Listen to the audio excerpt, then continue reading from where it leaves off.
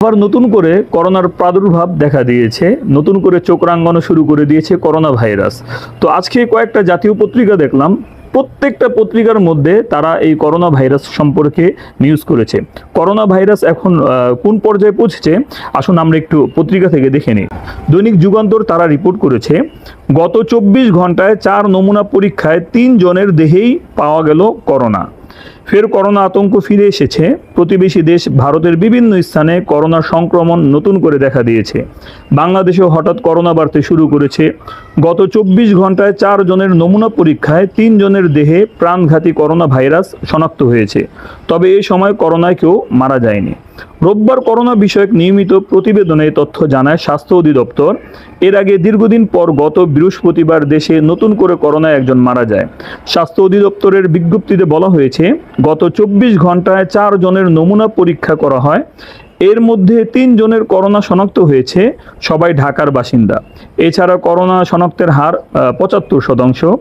এ নিয়ে এখন পর্যন্ত 1,57,26,237টি নমুনা পরীক্ষা করা হয়েছে। অন্যদিকে গত একদিনে করোনা থেকে সুস্থ হয়েছেন 6 জন। সব মিলিয়ে এখন পর্যন্ত 20,19,363 জন করোনা থেকে সুস্থ হয়েছে। এছাড়া প্রাণঘাতী ভাইরাসটিতে এখন পর্যন্ত আমাদের বাংলাদেশে 29,500 জনের মৃত্যু হয়েছে। এদিকে রেলপথ মন্ত্রণালয়ের এক বিজ্ঞপ্তিতে জানানো হয়, সম্প্রতি করোনা সংক্রমণের হারের ঊর্ধ্বগতি বিবেচনা করে জনসমাগমপূর্ণ এলাকায় সবাইকে মাস্ক পরার জন্য অনুরোধ জানিয়েছে স্বাস্থ্য ও পরিবার কল্যাণ মন্ত্রণালয়।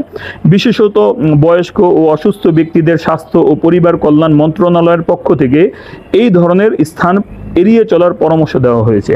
বর্তমানে ঈদের ছুটিতে অনেকেই দেশের বাড়ি গিয়েছে, আবার অনেকেই দেশ থেকে নিজের কর্মস্থলের দিকে ফিরে আসছে।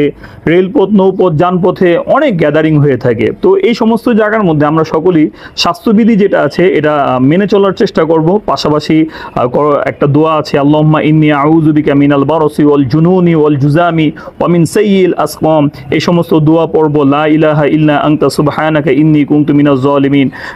এই সমস্ত দোয়াগুলো তো পাঠ করবই, পাশাপাশি নিজে সুস্থ থাকার জন্য আমরা মাস্ক ব্যবহার করব। তাছাড়া অন্যান্য যে সমস্ত স্বাস্থ্যবিধি যেগুলো আছে এগুলো যদি আমরা মেনে চলি, আশা করতে পারি যে এই করোনা ভাইরাস এটা তেমন আমাদের ক্ষতি করতে পারবে না। এই করোনা ভাইরাস যেটা আছে এটা নিয়ে এখন আমাদের জীবনযাপন করতে হবে। এটা এক পর্যায়ে সাধারণ জ্বর যেটা আছে এটার মতোই পরিণত হবে। তো এখন থেকে যদি আমরা স্বাস্থ্যবিধি মেনে চলি তো আশা করতে পারি আল্লাহ তাআলা আমাদেরকে হেফাজত করতে পারবেন। তো এই সম্পর্কে আপনাদের যদি কোনো মতামত থাকে তাহলে কমেন্টে জানাতে পারেন। আর ভিডিওটা সতর্কমূলক হিসেবে আপনারা চাইলে শেয়ার করতে পারেন। আল্লাহ তাআলা আমাদের সকলকে সুস্থ রাখুক, ভালো রাখুক। আসসালামু আলাইকুম ওয়া রাহমাতুল্লাহ।